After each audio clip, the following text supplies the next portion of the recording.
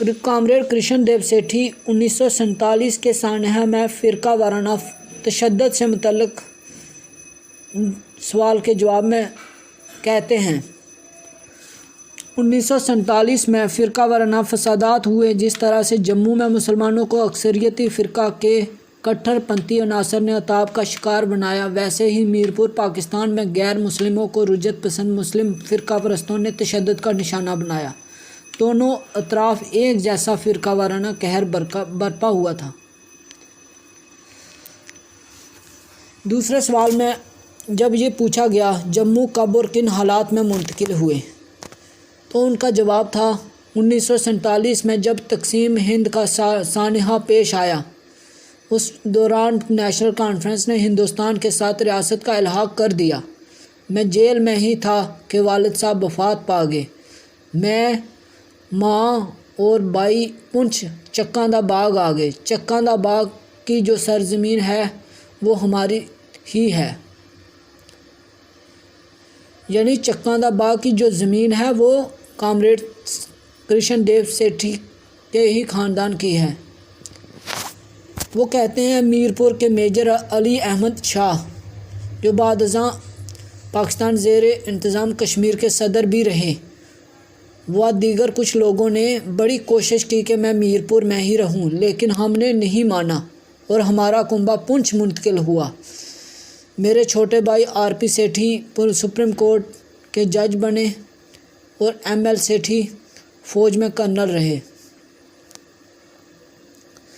سیٹھی صاحب سے جب یہ پوچھا گیا کہ 1947 میں چونکہ آپ نیشنل کانفرنس میں تھے، اس کے بعد نیشنل کانفرنس نے امن بحالی و باضابطہ کاری میں کس طرح کا رول انجام دیا، وہ کہتے ہیں 1947 کے بعد لوگوں میں اعتماد اور امن کی فضا کو بحال کرنا بڑا چیلنج تھا۔ اس وقت نیشنل کانفرنس جموں میں محدود افراد پر مشتمل تھی۔ جب صوبہ جموں کی نئی کمیٹی کا انتخاب عمل میں آیا، اس میں سردار بودھ سنگھ کو صدر اور مجھے جنرل سیکرٹری بنایا گیا۔ نیشنل کانفرنس کے لیڈران نے امن بحال کرنے اور باضابطہ کاری کے لیے اہم رول ادا کیا۔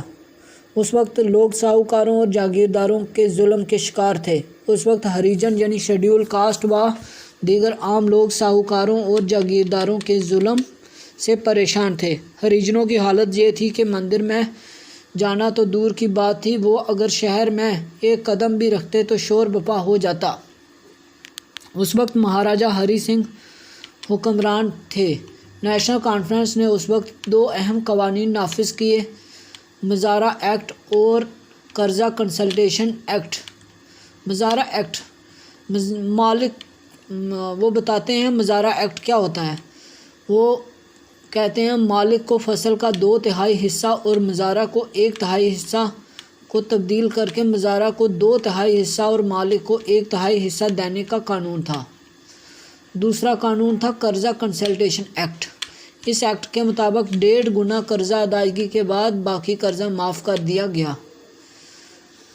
نیشنل کانفرنس نے مہاراجہ کو ان قوانین کو نافذ کرنے کے لیے اجازت نامہ کے لیے دستخط کرنے کی درخواست کی، مگر مہاراجہ نے دستخط کرنے سے انکار کر دیا، لیکن اس کے باوجود یہ قوانین نافذ ہو گئے۔ مزارع ایکٹ کے تحت مزارع اور مالک کے حصے کی تقسیم کاری قانون کے مطابق کھلیانوں میں ہونے لگی۔ اس قانون کے بعد مالکوں مزارعوں کے درمیان کئی جگہوں پر جھگڑے بھی ہوئے، جس کے نتیجے میں نیشنل کانفرنس کے کارکنان بھی مارے گئے۔